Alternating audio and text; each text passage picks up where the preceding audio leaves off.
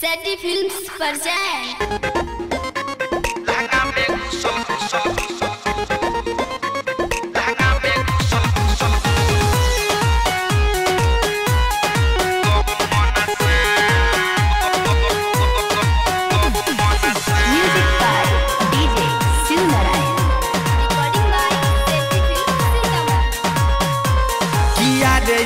बापर हे बा लहंगा में घुसल गहूँ मन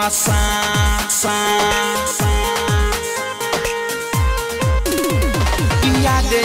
बापर हे बा लहंगा में घुसल गहूँ मन लहगटा डर देह करे थर थर एक देखिए भइल बाटे माथा खराब किया रे बापर हे बा लहंगा में घुसल गहूँ मन किया रे बापर हे बा लहंगा में घुसल गहूँ मन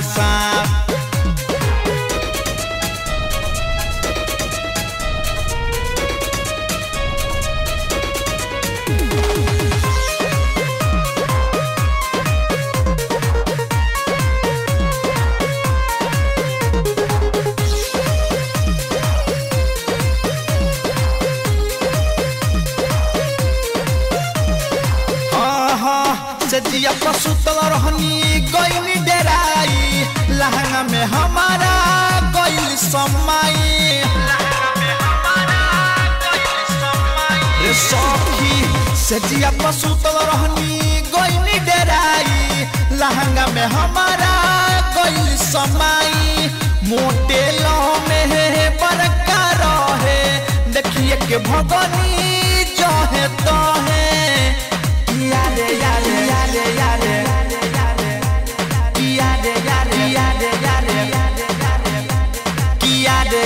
बापर हे बा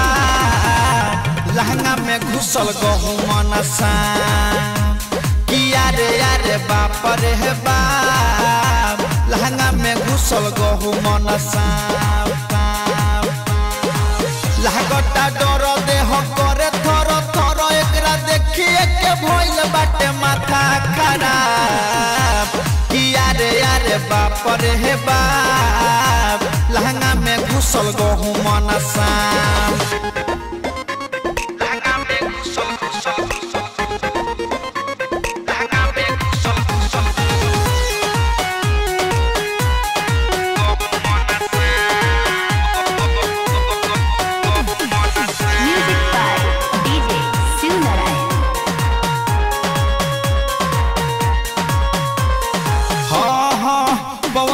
बइया के बतिया बतैनी राइटर संजीत के जल्दी बोलैनी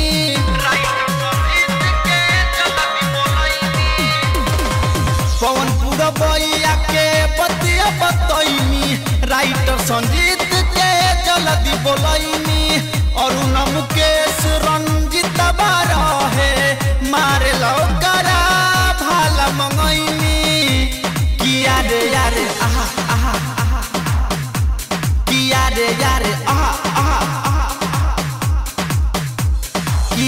यारे बापर हे बा लहंगा में घुसल गहूँ मन किया रे बापर हे बा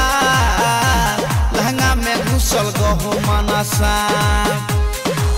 लागटा डर देह करे थर थर एकरा देखिए के भइल बाटे माथा खराब किया रे बापर हे बा लहंगा में घुसल गहूँ मन